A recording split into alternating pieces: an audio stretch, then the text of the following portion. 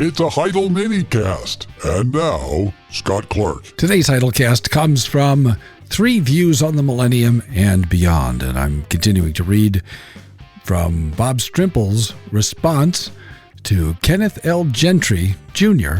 on postmillennialism. This volume was edited by Darrell L. Bach, and Stanley N. Gundry is the general editor for the series. It was published by Zondervan in Grand Rapids in 1999. And the reading begins today from page 60 in the volume.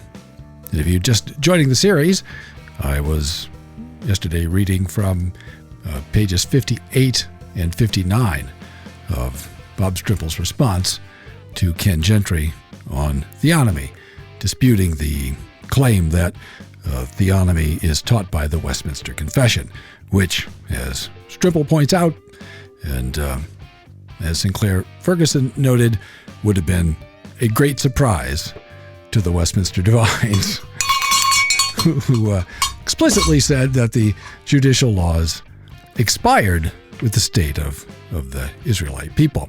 So on page 60. If the Heidelcast helps you, won't you help us keep it going? You can make the coffer clink by clicking on the PayPal link on the Heidel blog or by mailing a check to Heidelberg Reformation Association, 1637 East Valley Parkway, number 391, Escondido, California, 92027. Strimple continues.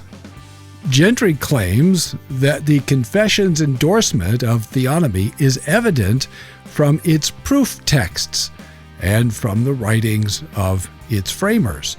Sinclair Ferguson, examines both, concludes that, quote, at important points, the exegesis of the divines and the exegesis of theonomists differ, close quote, and then affirms, quoting again, we must conclude that the Westminster Confession cannot be appealed to as an expression of theonomy in its contemporary form, close quote.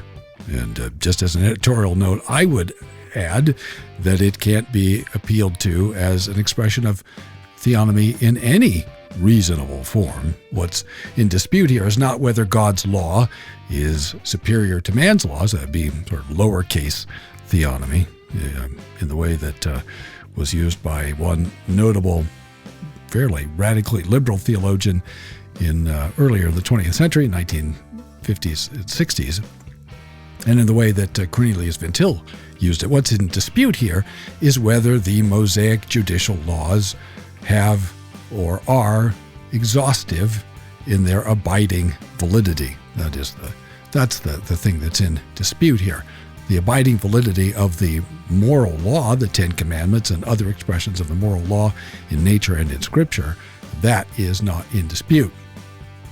And I continue reading. The 1997 General Assembly of the Free Church of Scotland had good grounds, I believe, for declaring that, quote, the teachings commonly known as theonomy or Reconstructionism contradict the Westminster Confession of Faith and are inconsistent with the Bible, close quote. Thanks for listening. Tune in tomorrow for more from the Heidelcast, brought to you by HeidelbergReformationAssociation.org. Don't forget, when the coin in the coffer clinks, the cost of bandwidth shrinks. Copyright Heidelberg Reformation Association. All rights reserved. This is a Heidel Media production.